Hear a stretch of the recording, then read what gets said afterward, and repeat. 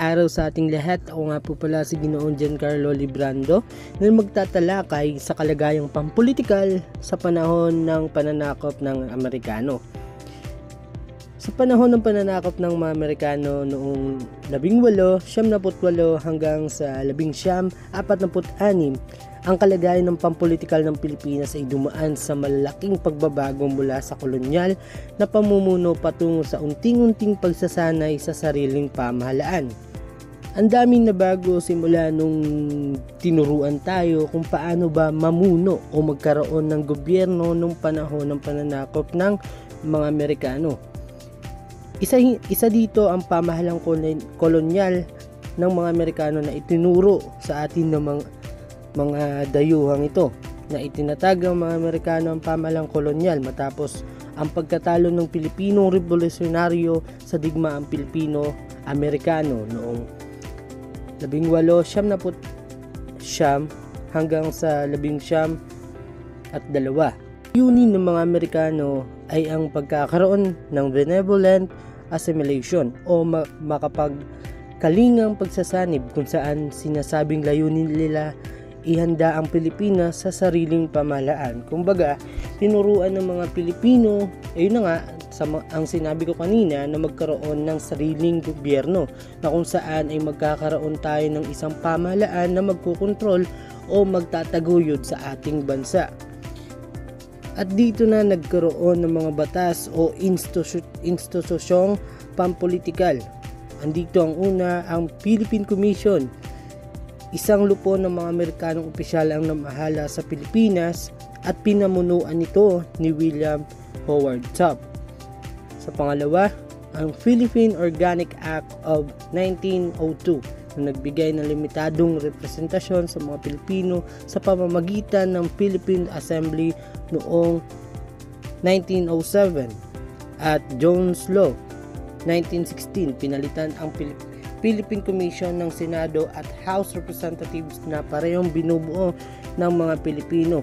Ito ang unang hakbang tungo sa pambansang soberanya, na kung saan dito ay itinatag na ng Pilipinas ang pagkakaroon ng pamumuno ng sarili nating dugo o sarili nating lahi. Kumbaga, tayo na mismo ang namumuno, dahil sa panahon ng Philippine Commission ang namumuno dito ay isang Amerikano. At nataguyod din ang Tydings-McDuffie Act of 1934 na nagtakda ng 10 taong transisyon patungo sa kalayaan ng Pilipinas. Bunga nito, itinatag ang Commonwealth Government noong 1935 sa pamumuno naman ni Manuel L. Quezon bilang Pangulo. Sa Tydings-McDuffie Act of 1934, dito na natin mas naunawaan ang pagkakaroon ng gobyerno sa ating pamahalaan. Dito natin mas lubos na nalaman kung paano ba natin ito mas mapapalinang, mas mapapausbong sa pamamahala upang magkaroon ng magandang pakikitungo sa ating bansa at pamumuno. Pag-unlad ng demokrasyang Pilipino, na itatag ang mga partidong pampolitika tulad ng Nasyonalista Party na nagsusulong ng kalayaan. Nagkaroon ng halalan kung saan ang mga Pilipino ay natutong makilahok sa demokratikong proseso, bagamat limitado pa rin ang kapangyarihan sa simula.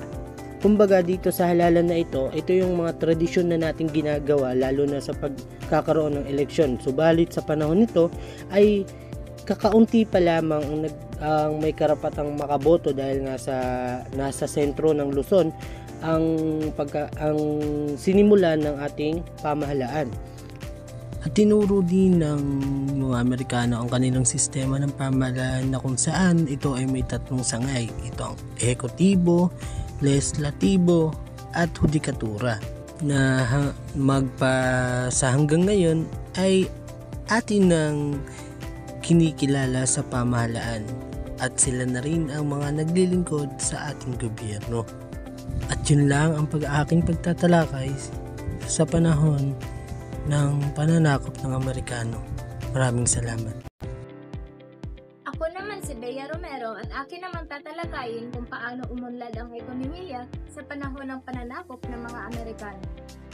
Sa panahon ng pananakop ng mga Amerikano, naging malaking bahagi ng kanilang pamamahala ang pagpapabuti ng ekonomiya, maging ang infrastruktura ng Pilipinas. Layunin nilang paunlarin ang kalakalan, transportasyon, at kabuhayan ng mga Pilipino. Binigyang pansin naman ng mga Amerikano ang pagsasaayos ng ekonomiya at infrastruktura ng bansa. Una, nagtayo sila ng mga daan, tulay, riles, pantalan at paaralan upang mapabilis ang kalakalan at komunikasyon. Ipinapatayo ng mga Amerikano ang mga infrastrukturang ito upang mapadali ang pagbiyahe ng mga produkto at tao. Dahil dito, naging mas mabilis ang kalakalan sa pagitan ng mga lalawigan at lungsod, at mas epektibong na ipaparating ang mga serbisyo ng pamahalaan. Pangalawa, itinatag ng mga bangko at kooperatiba upang suportahan ng mga magsasaka at negosyante.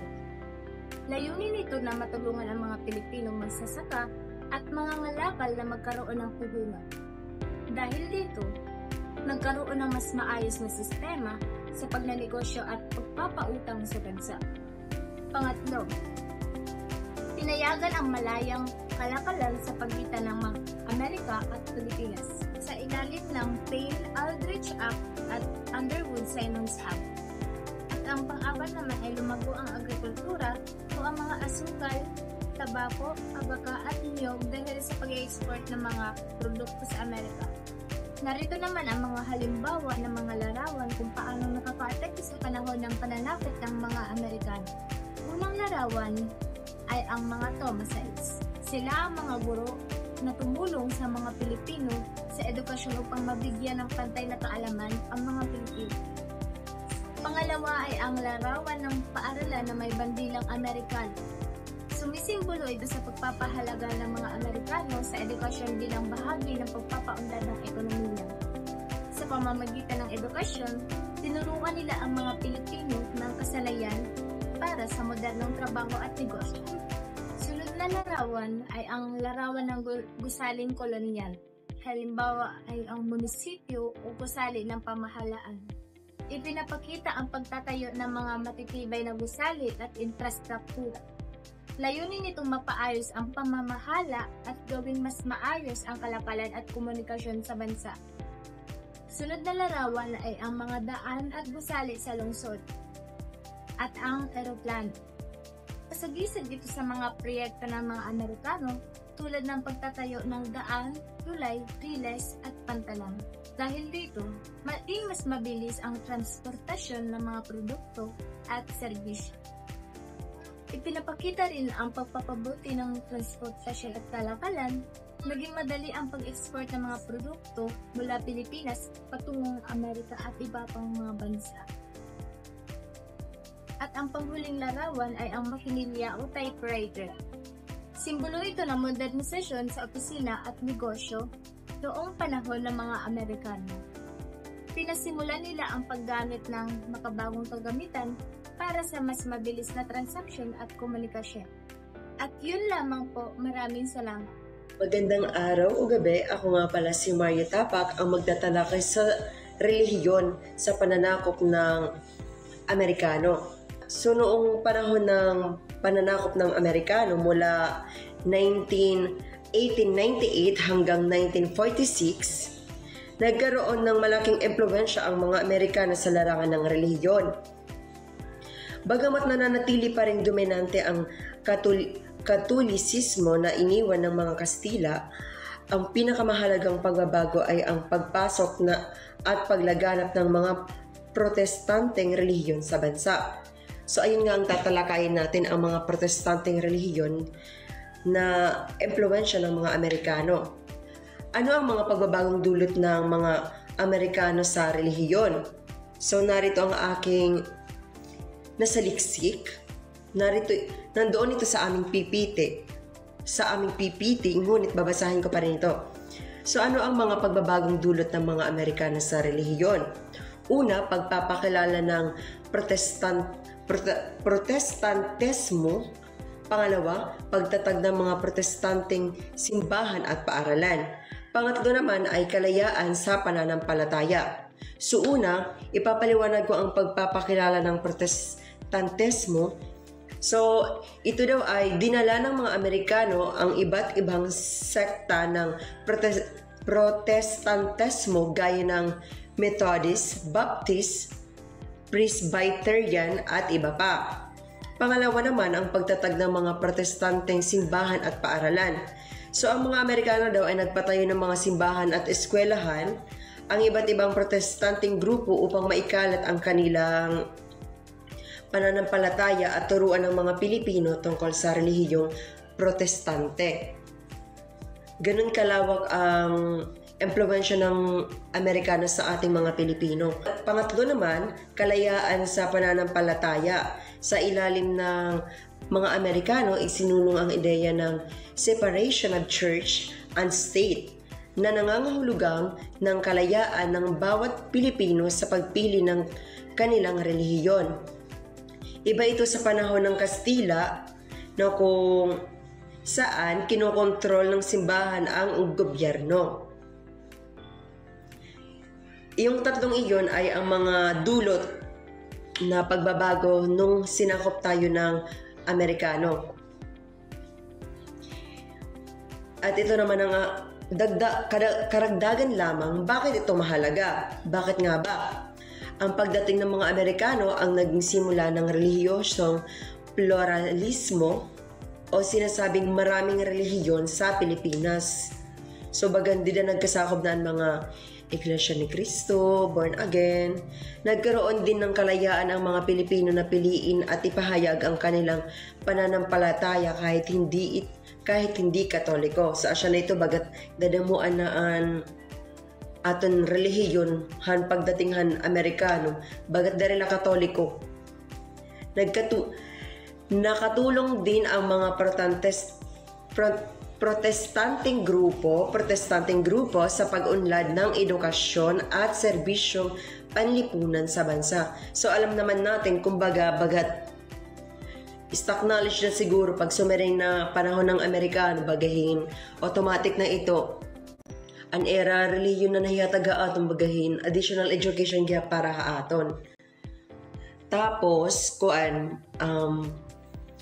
panlas kumbaga kabuuan ng relihiyon sa pananakop ng Amerikano sa Pilipinas. Kabuuan niya ay ang pinakamahalagang dulot ng mga Amerikano sa relihiyon ay ang pagpapakilala ng protestantesmo at pagpapalaganap ng kalayaan sa pananampalataya. Dahil dito daw mas naging bukas at iba-iba ang relihiyon sa Pilipinas at nakaranas ang mga Pilipino ng karapatang pumili at ng sariling paniniwala. So kumbaga bagat mga Pilipino kuno bagat free na pumili ako, unlike for example kung dari ka komportable ka Katoliko, pwede ka pumunta iba na relihiyon like born again or INC. So asya tan impluwensyahan relihiyon han pananakop ng Amerikano sa ating mga Pilipino. Yun lamang po at maraming salamat. Magandang araw sa ating lahat. Ako naman si Orin Reese Gimadas at ngayon ay tatalakayin ko naman ang lipunan ng Pilipinas base sa mga pananakop ng Amerikano dito sa Pilipinas. Ngayon ay simulan kong talakayin ang mga pangyayaring naganap sa lipunan ng Pilipinas base sa pananakop ng mga Amerikano. Ang mga Amerikano ay nagbigay sa edukasyon bilang susi sa kaunlaran. Itinatag nila ang pampublikong sistema ng edukasyon at ginamit ang wikang Ingles bilang medium ng pagtuturo. Dahil sa pagtatag ng pampublikong sistema ng edukasyon ay naging libre at bukas ito sa lahat. Naging libre at bukas sa mga Pilipino anuman ang kanilang estado sa buhay. Para sa wika ng pagtuturo, ginamit ang wikang Ingles bilang medium ng pagtuturo. Naging mabilis ang pagkalat ng ideya at kultura ng kanluran, nagbigay diin at daan ito upang magkaroon ng common language ang iba't ibang relihiyon. Pangalawa ay dinala ang mga Thomasites. Dahil sa kakulangan ng mga Pilipinong guro noon, dinala ng Amerika ang mga gurong Amerikano. Sino nga ba sila? Ano nga ba ang tinatawag na Thomasites? Ito ay ang mga unang pangkat ng mga Amerikanong guro na dumating sa sakay ng bangkor na USS Thomas noong 1991, kaya tinawag silang Thomasites. Pangatlo naman, dahil dito, nabuo ang bagong uri ng edukadong Pilipino o mga educated class. Ito ang mga naging leader sa politika, media at lipunan. Dahil sa pag-usbong ng educated class, ay nagbuo ng bagong uri ng leader. Dahil sa sistema, nabuo ang isang bagong grupo ng mga Pilipino may mataas na pinag-aralan na tinatawag na educated class. Ang mga grupong ito ang gumamit ng kanilang kaalaman sa wikang Ingles at ng Western ideas para umangat. Sila ang unti-unting tumalim sa mga lumang leader at naging leader ng politika. Sila ang humawak sa iba't ibang posisyon sa gobyerno at nanguna sa pagkilos ng kalayaan. Naging leader rin siya sa media at lipunan. Sila ang nagtatag ng mga pahayagan, naging kolumnista at bumungog sa kaisipan ng publiko. Sa madaling salita, ang edukasyon na ginamit ng mga Amerikano hindi lamang para maging matalino ang mga Pilipino, kundi para baguhin ang buong struktura ng lipunan, lumikha ng leader na may kaisipang kanluranin at ihanda ang Pilipinas sa isang sibil na pamamahala ayon sa kanilang pamantayan. Sa pagpapatuloy, para sa unang larawan, dito natin makikita ang sistema ng edukasyon, na kung saan binagyang diin ng mga Amerikano ang edukasyon bilang susi sa kaunlaran, na ipatatag ang public school system at dinala sa Pilipinas sa mga Thomasites o mga gurong Amerikano na nagtuturo sa mga Pilipino. Para sa ikalawang larawan, ang sining at musika, na kung saan kumalat at sumikat ang mga kanta at sayaw na sikat sa Amerika, tulad ng jazz at R&B. Ang mga Pilipino ay nagsimulang makinig at sumayaw sa mga kanta ng mga sikat, katulad ni Whitney Houston na ang I Will Always Love You, ni Michael Jackson na Thriller, at Stevie Wonder na Isn't She Lovely. Nagsimulang sumikat ang mga pop, rock, jazz at rap songs. Ang mga ito ay nagdala ng iba't ibang tema at estilo ng musika na hanggang ngayon ay naririnig pa rin. Sa susunod na larawan ay pinapakita naman dito ang pagbabago sa arkitektura. Sumikat ang mga disenyo at paggawa ng mga bahay na sumusunod sa pamantayan at estilo ng mga Amerikano. Naging tanyag ang mga disenyo na neoclassic na may kasamang mga disenyong Griego at Romano na nagpapakita ng kagalingan. Naging uso ang paggamit ng attic o imbakan sa ilalim ng bubong na karaniwang makikita sa mga gusali sa Amerika. Makikita sa larawan ang mga halimbawa ng mga ganitong estilo. Para sa panghuling larawan, ang huling bahagi tumatalakay sa impluwensya sa pananamit. Malaki ang naging impluwensya ng mga Amerikano sa pananamit ng mga Pilipino. Ang mga kalalakihan ay natutong magsuot ng pantalon at polo shirt sa halip na barong Tagalog bilang pang-araw-araw na damit. Ang mga kababaihan ay natutong magsuot ng mga damit na maikli, pinalda at sumusunod sa uso sa Amerika kasabay ang paggamit ng makeup. Ang kasuotang Amerikano tulad ng kurbata o yung tinatawag na necktie ay naging bahagi ng formal na pananamit ng mga lalaking Pilipino. Ang mga larawang ito ay nagpapakita kung paano binago ang pananakop ng Amerikano ang mga aspeto ng kultura, pamumuhay at lipunan ng Pilipinas mula sa pag-aaral, musika, disenyo ng bahay hanggang sa araw-araw na pananamit. Magandang araw sa inyong lahat. Ako nga pala si Colleen Berdan at ang aking tatalakayin ngayon ay isa sa mga anyo at uri ng panitikan. Ito ay ang dramang simboliko at ilan sa mga akda na napapabilang dito. Ang dramang simboliko ay isang dulang gumagamit ng mga sagisag o simbolo upang maipahayag ang malalim na kaisipan o damdamin. Sa halip na direktang sabihin ang mensahe, ginagamit ng mga manunulat ang mga bagay, tao, o sitwasyon bilang simbolo ng mga idea tulad ng kalayaan, pagkakaisa o pagtutol sa pang-aapi. Sa panahong ito, ginamit ng mga manunulat ang dula upang mailihim ang kanilang mensaheng makabayan laban sa pananakop. Dahil bawal ang lantad ng pagpapahayag ng rebolusyong idea, isinisingit sa mga simbolo ang mga mensahe ng kalayaan. Dahil bawal noon ang tahasang pagpapahayag ng damdaming makabayan, Isinisiksik nila ito sa mga simbolo ng kanilang mga akda upang hindi sila maparusahan. Ngunit maipaaabot pa rin ang kanilang adhikain para sa kalayaan. Isa sa mga kilalang manunulat ng dramang simboliko ay si Aurelio Tolentino, na gumamit ng kanyang panitikan bilang sandata ng revolusyon at pagkakaisa ng mga Pilipino. Ang isa sa kanyang tanyag na akda ay ang Napuno Ngeni at Bukas. Ipinakita sa dulang ito ang pagkadusta ng mga Pilipino noong panahon ng kolonyalismo, ang mga paghihirap sa kasulukuyan at ang pag-asa para sa isang malayang kinabukasan. Sa pamamagitan ng dula, pinalaganap ni Tolentino ang mensahe ng kalayaan at inspirasyon sa mga kababayan upang lumaban sa pang-aapi. Sa kabuuan, ang dramang simboliko ay hindi lamang isang uri ng dula, kundi isang paraan ng tahimik ngunit matapang na pakikibaka para sa kalayaan. Katulad ni Aurelio Tolentino, dapat nating pahalagaan ang panitikan bilang salamin ng ating kasaysayan at instrumento ng pagbabago. Magandang araw sa lahat. Ako nga po pala si Carmel Graboy at ngayon ay tatalakayin natin ang mga anyo at uri ng panitikan. Kabilang na dito ang kontemporaryong dagli, kung saan ito ay isang uri ng anyong pampanitikan na maituturing siya na maikli pa sa mas maikling kwento. So, sinasabi dito na bagamat walang katiyakan ang pinagmulan nito sa Pilipinas, ngunit ito ay lumaganap sa unang dekada noong pananakop ng mga Amerikano. At walang nakakatiyak sa angkop na haba para masabing dagli ang isang akdang pampanitikan.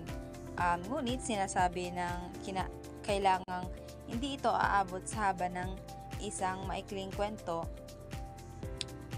at ibig sabihin parang mas maikli siya sa maikling kwento.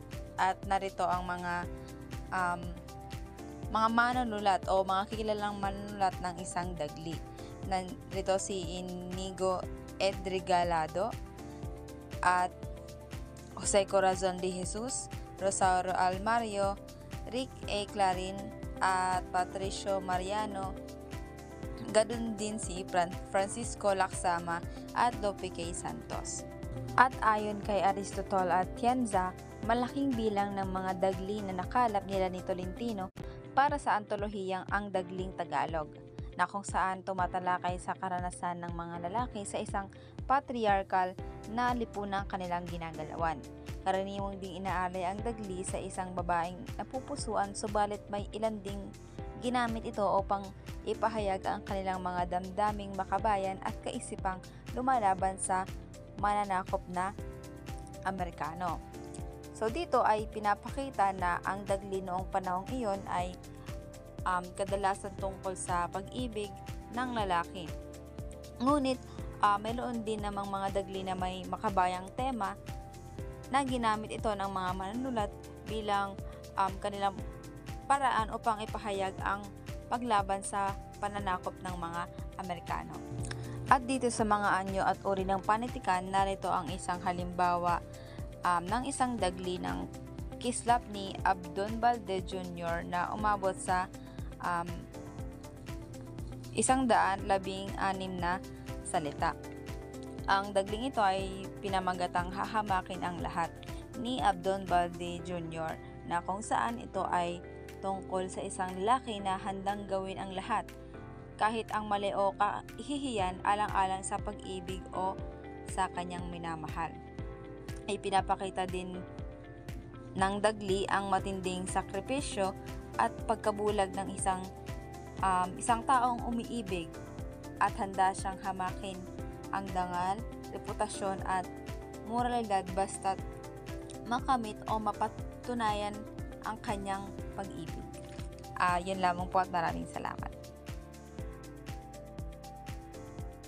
Magandang araw. Ako si Hazel Ancelulo at ipagpapatuloy ko ang pag-uulat tungkol sa mga manunulat sa panahon ng Amerikano at ang kanilang mga akda. Umpisahan natin kung Jose Corazon de Jesus. Si Jose Corazon de Jesus ay isa sa pinakatanyag na makatang Pilipino noong panahon ng pananakop ng mga Amerikano. Tinawag siyang Makata ng Puso dahil sa kanyang mga tulang puno ng damdamin, pag-ibig, pag-asa, at pangungunian.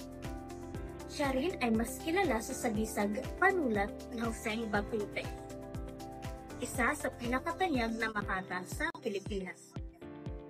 Gumamit siya ng wikang Tagalog upang ipahayag ang hangarin ng mga Pilipino na maging malaya mula sa impluwensya ng Estados Unidos.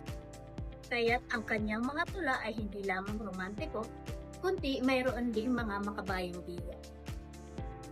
Isa sa mga akda ni Jose Corazon de Jesus ay Ang Bayan Ko, na kung saan ito ay isang tula na isinulat noong panahon ng pananakop ng Amerikano tungkol sa pag-ibig sa bayan at sa paghahangad ng kalayaan. At ang isa ay Isang Punong Kahoy. Isang tula naman tungkol sa buhay, kamatayan, at pagninilay sa kahulugan ng pag-iral. Pangalawa ay si Lope K. Santos. Si Lope K. Santos ay isang tanyag na manunulat sa wikang Tagalog. Siya ay isang abogado, kritiko, at lider at isa sa pinakamahalagang haligi ng panitikang Pilipino. Tinawag siyang ama ng barirala ng wikang Filipino dahil siya ang nag-ayos at nagbuo ng unang komprehensibong barirala ng ating wika. Ang kanyang mga akda ay tumatalakay sa kondisyong panlipunan, tunggalian ng uri at realidad ng buhay. Kaya siya kilala bilang Makata ng buhay. Ilan sa kanyang mga kilalang akda ay ang Banaag at Sikat. Ito ang unang nobelang tumalakay sa sosyalismo at karapatan ng mga manggagawa. Ang pangalawa ay ang Barirala ng Wikang Pambansa. Isang aklat na nagtatakda ng tuntunin sa tamang paggamit ng wikang pambansa. Ito ang unang komprehensibong aklat na nagsilbing gabay sa pagtuturo ng Pilipino bilang wika. Pangatlo naman ay si Benigno Ramos. Si Benigno Ramos ay isang Makata na nagpapakita ng pagkamulat sa makabagong panahon, partikular sa larangan ng politika at lipunan. Siya ay aktibo sa pulisang makabayan at ginagamit niya ang kanyang mga tula upang pukawin ang damdamin ng mga Pilipino laban sa pang-aabuso ng kolonyalismo. Isa sa akda ni Benigno Ramos ay ang Bahag ng Diyos. Nagpapakita ito ng matapang na komentaryong panlipunan at makabayang damdamin. Ipinakita niya dito ang kahirapan at kawalang katarungan sa lipunan at pinuna niya ang mga lider na hindi nakikita ang kalagayan ng mga taong nasa ibaba. Pang-apat ay si Inigo Ed Regaliado. Si Inigo Ed Regaliado ay isang kwentista, nobelista at mamamahayag na tumutulong sa pagyayabong ng panitikang Tagalog. Tinutukan niya ang damdamin, karanasan at pang-araw-araw na buhay ng Pilipino. Ilan sa kanyang mga akda ay ang Dabdal. Gaya ng pamagat, sentro nito ang pag-unawa sa emosyon at kahinaan ng tao. At isa naman ay ang Pinagpangunan. Ito ay isang akdang may temang emosyonal at makatao. Panglima ay si Florentino Colliantes. Si Florentino Colliantes ay kilala rin bilang Kuntil Butil, isang Makata at manunulat. Siya ay isa sa mga unang Makata na gumamit ng tula upang magbigay ng kritisismong politikal noong panahon ng Amerikano. Kilala siya sa maikling paggamit ng salita at sa pagiging mapanuri sa mga isyong panlipunan. Ilan sa mga akda ni Florentino Colliantes ay ang Lumang Simbahan, isang tula na nagpapakita ng pagpapahalaga sa tradisyon, pananampalataya at kasaysayan ng isang lugar. Sa tula, inilarawan ang lumang simbahan bilang saksi sa mga pangyayari sa buhay ng tao, kasiyahan, pag-ibig, pagdurusa at pag-asa. At ang isa naman ay Madaling Araw. Ito'y isang tula na naglalarawan ng pagsikat ng bagong araw bilang simbolo ng pag-asa at bagong simula at muling pagkabuhay ng pangarap.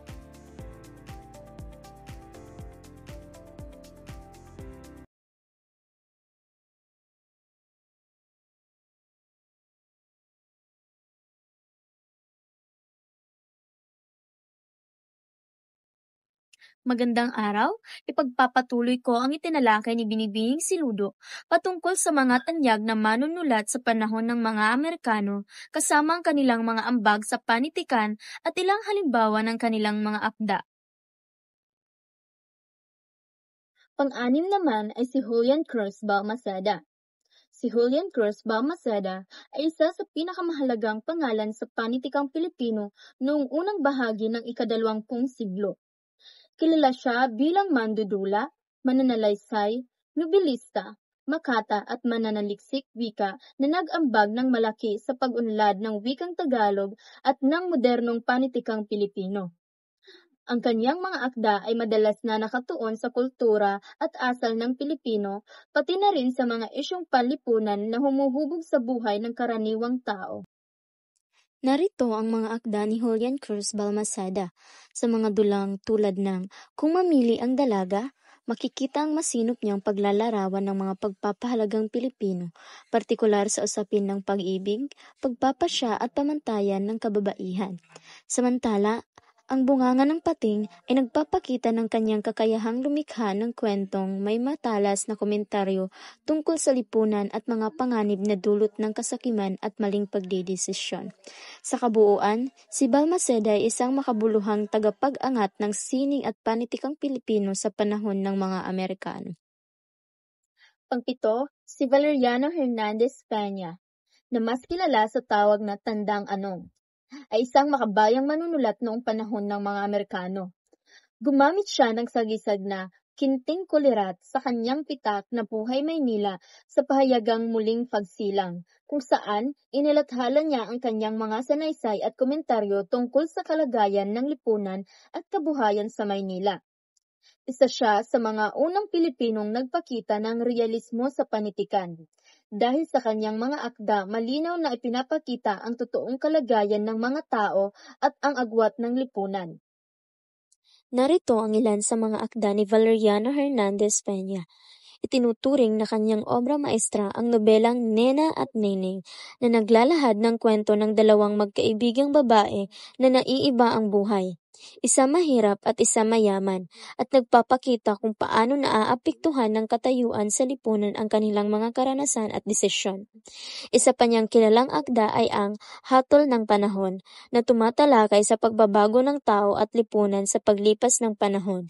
Sa kabuuan, ang mga akda ni Peña ay may malalim na aral, makabayang tema at mapanuring pagtingin sa lipunan, na nagpapatunay sa kanyang kahalagahan sa panitikang Pilipino.